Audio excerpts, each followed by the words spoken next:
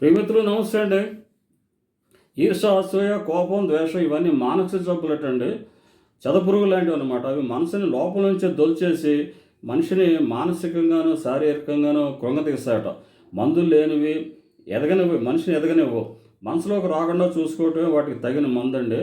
అసూయపరుణ్ణి మానసిక రోగి అంటారు. అలాంటి వాడిని చూసి జారిపడాలే తప్ప మనం చేయగలిగింది ఏం లేదండి. అందుకే సహనం సర్వరోగ నివారణ అంటారు.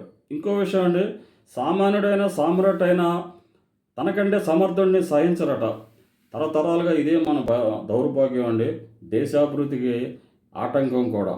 అందుకే ఇతరులతో గొప్పదనం గుర్తించాలంటే ఈర్ష్యాసూయలకు అతీతంగాను మనసు విశాలంగాను ఉండాలండి.